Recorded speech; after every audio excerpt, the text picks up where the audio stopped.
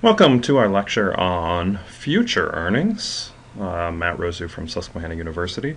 This lecture is, the idea behind this one is to try to figure out, so if something happens to an individual and they're injured or killed on the job, it's a brief introduction to how we would think about estimating what their future earnings would be.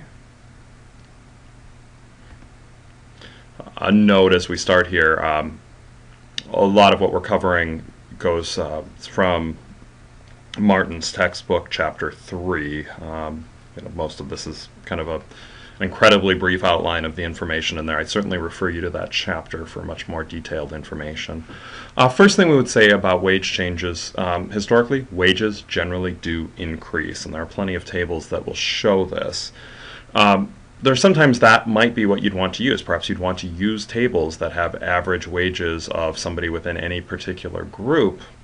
The times you might want that is if it's somebody who's entering or re-entering the workforce, and that's just the best information that you have.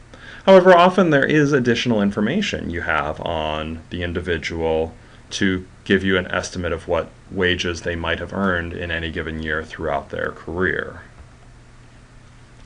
The thing that you'll want to focus on when estimating earnings is what we call earning capacity. So earning capacity, as the title would indicate, it's just the ability to earn an income. Now, one of the issues that you might think about this is a question that might be asked is, should you choose the occupation the injured or killed is already able to work at the time they're injured or killed, or the one that he or she would likely have soon been qualified to work? And in general, the courts say it's the latter. So if, say, somebody is an accountant but was likely to become, did not have their CPA but was likely to earn that, and CPAs earn more money, that's it's very realistic to assume that person would have earned their CPA. And that would have been an option for if somebody were killed on the job, or killed perhaps not on the job, but you're looking for lost earnings, estimating lost earnings. So in general, the injured person has the right to lost earnings based on realistic options, even if they aren't yet qualified for those particular options. They also have the right to earnings in an occupation, even if it wouldn't be the one that's chosen. So if there's a couple different paths and somebody was likely to, let's take my profession, for example. I'm a PhD economist, and I work at a liberal arts university. I do so by choice. I really enjoy what I'm doing here. Something were to happen to me, the earnings projection probably shouldn't be where I'm at now. Maybe at this point because I've been so long here, but if it's somebody who's like 1 or 2 years out, they could very easily go to Wall Street, make quite a bit more money in the private sector. And so when you're thinking about earnings capacity, it's not necessarily the job that you think they'd choose. It's, of the realistic job options, what is the one that would have the highest capacity? So in that way, the quote that's from Dobbs, but it's in Martin's book, think of the loss of human capital and the opportunity it presents.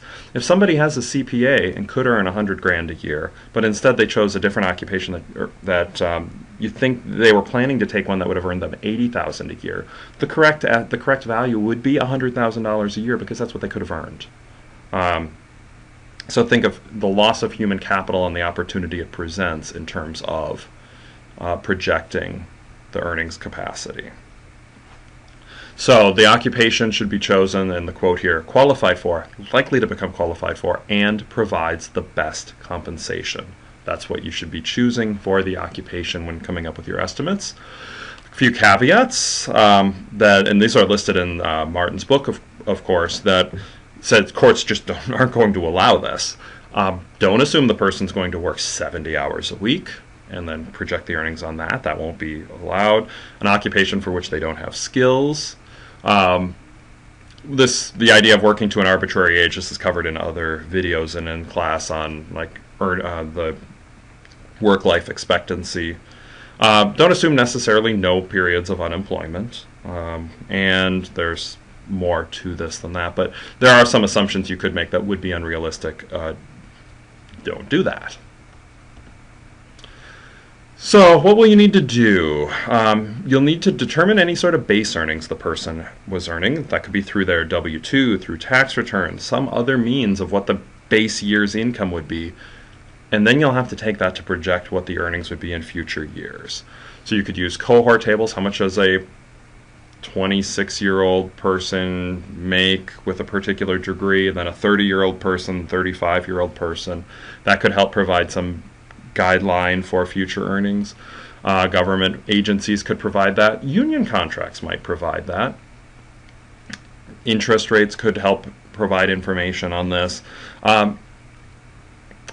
It's not always the easiest here, right? I mean, this is part art, part science, and figuring out what do we think future earnings would be for any given individual.